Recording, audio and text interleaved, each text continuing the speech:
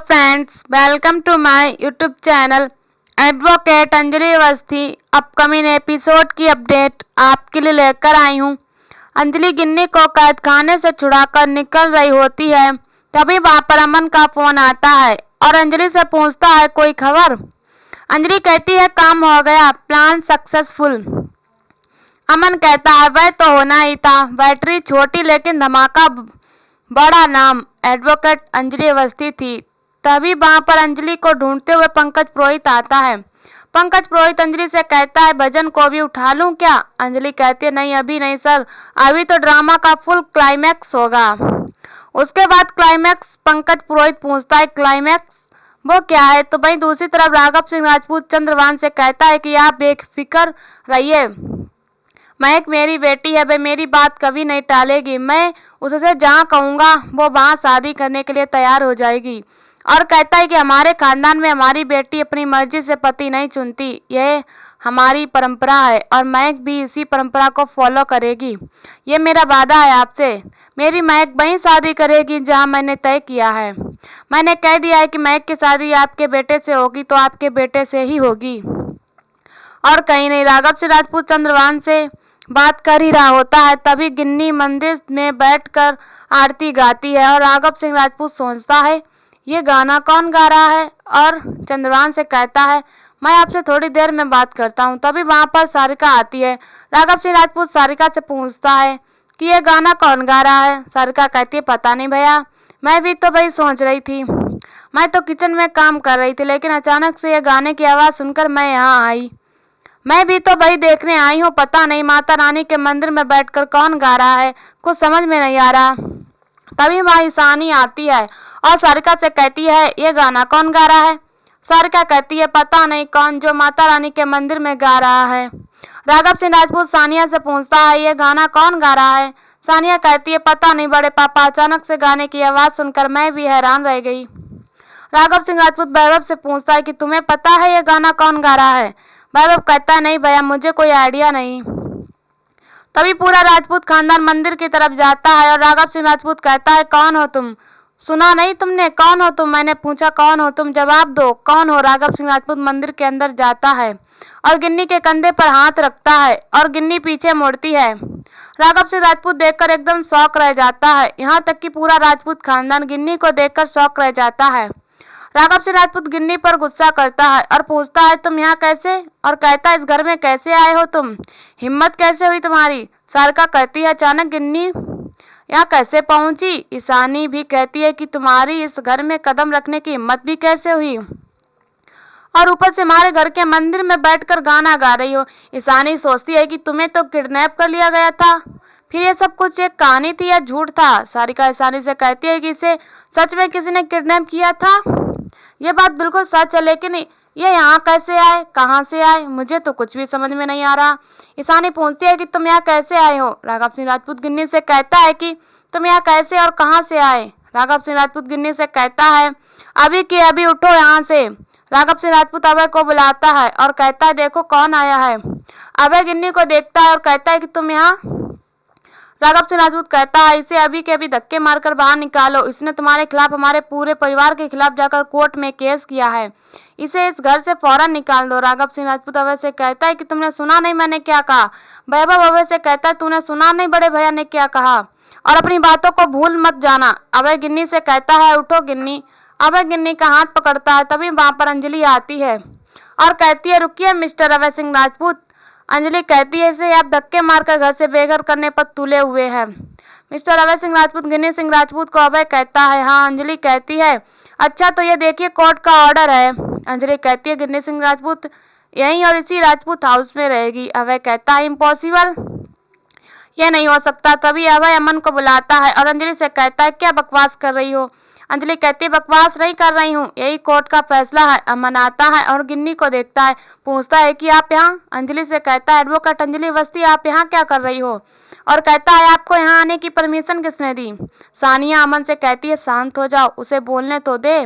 सारिका कहती है सानिया यही कह रही है, अमन शांत हो जाओ तुम। और अंजलि से कहती है ये सब क्या हो रहा है और तुम कहाँ से आए हो, और गिन्नी यहाँ कैसे आ गई, हमें तो कुछ भी समझ में नहीं आ रहा है।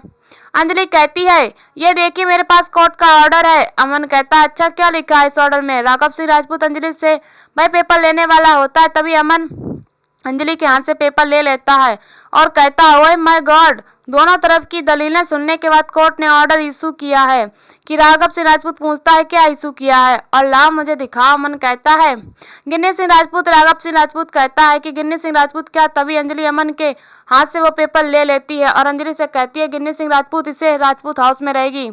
राघव सिंह राजपूत अंजलि से कहता है ये नहीं हो सकता, नामुमकिन है ये, और लाओ मुझे दिखाओ। अमन अंजलि के हाथ से फिर से वह पेपर ले लेता है और कहता है कि इस कोर्ट के ऑर्डर ने साफ साफ लिखा है कि राघव सिंह राजपूत कहता है क्या लिखा है और तुम मुझे क्यों नहीं पढ़ने दे रहे हो। अमन कहता है अरे आप क्या करेंगे पढ़कर, और कहता है मुझे यकीन नहीं हो रहा है ये सब हो क्या रहा है, ये चल क्या रहा है। और अंजलि से कहता है एडवोकेट अंजलि अवस्थी ये तुम्हारी कोई नई चाल है ना, तुम ये केस जीत नहीं पाओगी इसलिए कोर्ट से तुम ऑर्डर लेकर आ गई और मैं कोर्ट में दोबारा अपील करूंगा। अमन अंजलि की तरफ आंख मारता है, तभी सानिया अमन को आंख मारते हुए देख लेती है और कहती है अमन ने आंख मारी क्या। अंजलि कहती है अपील करोगे तो करिए ना, अपील आपकी मर्जी आए वह करिए, और यह बात तो तय है कि गिन्नी सिंह राजपूत फिलहाल इसी राजपूत हाउस में रहेगी। अंजलि अवध से कहती है आज से गिन्नी सिंह राजपूत की देखरेख की जिम्मेदारी आपकी है, अगर इस पर जुनून मुहैया उनके एक भी खरोच आई तो मैं आप सबकी कमर में रस्सी डालकर कोर्ट तक घसीटते हुए लेकर जाऊंगी, मेरी बात याद रखना। राघव सिंह राजपूत अंजलि से कहता है ये सब क्या तमाशा हो रहा है। सारिका अंजलि से कहती है ये तुम सब क्या बोले जा रही हो और ये कोर्ट का ऑर्डर है क्या है। अंजलि कहती है यही है कोर्ट का ऑर्डर। अंजलि अवध से कहती है जा और सिंदूर लेकर आए। सारिका कहती है सिंदूर से क्या होगा। अंजलि कहती है ज्यादा सवाल मत कीजिए और जहाँ सिंदूर लेकर आए। अंजलि सानी से कहती है वहां मंदिर से माता रानी के चरणों वाला सिंदूर लेकर आइए, और अवध से कहती है जाइए गिन्नी सिंह राजपूत को लेकर आइए। अभय गिन्नी का हाथ पकड़कर गिन्नी को बाहर लाता है और ईशानी सिंदूर लाती है और अंजलि कहती है अब यह सिंदूर अभय के हाथों में रखिए। अंजलि कहती है अभय सिंह राजपूत आप गिन्नी सिंह राजपूत की मांग भर दीजिए। अभय अंजलि से कहता है कि तुम ये क्या कर रही हो। अंजलि कहती है मांग भर दीजिए, जिस हाथ से आपने गिन्नी सिंह राजपूत का सिंदूर मिटाया था उसी हाथ से उसकी मांग भर दीजिए। अंजलि कहती है क्या हुआ, मांग नहीं भरेंगे आप। अंजलि वह पेपर लेने के लिए अमन के पास जाती है। अमन कहता है कि आप ऐसा कुछ नहीं करेंगी। अमन अभय से कहता है भैया जैसा ये कह रही है वैसा कर दो, आखिर ऑर्डर की कॉपी में लिखा है। राघव सिंह राजपूत कहता है ऑर्डर की कॉपी मुझे दो। अमन कहता है ऑर्डर की कॉपी लेकर आप क्या करेंगे पापा। राघव सिंह राजपूत अमन के पास जाता है, तभी अंजलि वह कॉपी अमन के हाथ से अंजलि ले लेती है। अंजलि कहती है ऑर्डर की कॉपी में साफ साफ लिखा है गिन्नी सिंह राजपूत को अगर एक भी खरोच आई तो उसके लिए पूरा का पूरा राजपूत परिवार जिम्मेदार रहेगा। राघव सिंह राजपूत कहता है कि तुम ये ऑर्डर की कॉपी मुझे क्यों नहीं दे रही हो। अमन कहता है कि आप कॉपी लेकर क्या करेंगे पापा। अमन कहता है कि ये दर्द और ये बेइज्जती आप सह नहीं पाओगे पापा, आप इतने बड़े वकील और मैं आपका खून होकर छील लतात है मुझे अपने आप पर। अमन कहता है कि आपका बेटा लगातार कोशिश कर रहा है, वह हार नहीं मानेगा। और अभय से कहता है भैया कर दो जो ये कह रही है, कभी कभी बड़ी जंग जीतने के लिए छोटी जंग हारनी पड़ती है। और कहता है भैया प्लीज मांग में सिंदूर भर दो। अमन कहता है ये नारी है लेकिन बहुत खतरनाक है, कोर्ट से ऑर्डर लेकर आ गई है, प्लीज आप गिन्नी भाभी की मांग भर दीजिए। सानिया कहती है भैया प्लीज गिन्नी की मांग भर दो। सारिका कहती है कि अब क्या अभय को गिन्नी की मांग भरनी होगी। सारिका कहती है इम्पॉसिबल। तभी निहारिका कहती है कि और कोई चारा भी तो नहीं है, इसीलिए तो मांग भरनी ही पड़ेगी। आप लोगों ने अंजलि की बात नहीं सुनी, कोर्ट का ऑर्डर है, हम लोगों में से कोई कुछ नहीं कर सकता। राघव सिंह राजपूत अंजलि से कहता है ये चल क्या रहा है, ये क्या बकवास है, कोर्ट के ऑर्डर में मांग में सिंदूर भरने की बात लिखी होती है क्या। और कहता है मैं क्या नौसिखिया वकील हूँ। अंजलि से कहता है लाओ कोर्ट का ऑर्डर मुझे दो। तभी अमन अंजलि के हाथ से फिर से वो कॉपी ले लेता है और कहता है ओ माय गॉड, मांग भरने वाला क्यों, इसमें तो साफ साफ लिखा हुआ है। अमन कहता है सारी दलीलें सुनने के बाद जज साहब ने फैसला इनके फेवर में दिया है। और अपने पापा से कहता है आप अपने दिल को छोटा मत करिए, आप अपने आप को परेशान मत करिए, आपका ये बेटा हार नहीं मानेगा और लड़ेगा। मैं दोबारा कोर्ट में अपील करूंगा और जरूरत पड़ी तो हाई कोर्ट में अपील करूंगा। अमन अभय से कहता है भैया प्लीज गिन्नी भाभी की मांग भर दीजिए, मैं आपके साथ हमेशा खड़ा रहूंगा। अमन के इतने कहने के बाद फाइनली अभय गिन्नी की मांग भर देता है। गिन्नी बहुत खुश होती है अंजलि कहती है कि अब आया ना उठ पहाड़ के नीचे, और राघव सिंह राजपूत से कहती है क्या हुआ, आपके चेहरे से अचानक से रैंक क्यों उतर गया, और क्या सोचा था आपने कि अंजलि हार जाएगी। निहारिका अंजलि से पूछती है कि तुम भी कहाँ, और गिन्नी कहाँ पर थी, तुम्हें गिन्नी कैसे मिली, कहाँ पर मिली, और जिन लोगों ने गिन्नी को किडनैप किया था वो लोग मिली क्या, हम लोगों को तो कुछ भी नहीं पता है। अंजलि कहती है छोड़िए ना चाची जी, एडवोकेट अंजलि अवस्थी है नाम मेरा, जिसकी कोर्ट में बात चलती है और कोर्ट के बाहर हाथ, उसका कोई क्या ही बिगाड़ सकता है, और उसकी दीदी को कोई छू कर तो दिखाए। तभी अंजलि मंगलसूत्र निकालती अपने थैले में से और अभय को देती है, कहती है भाई मंगलसूत्र है, पहना दीजिए इसे।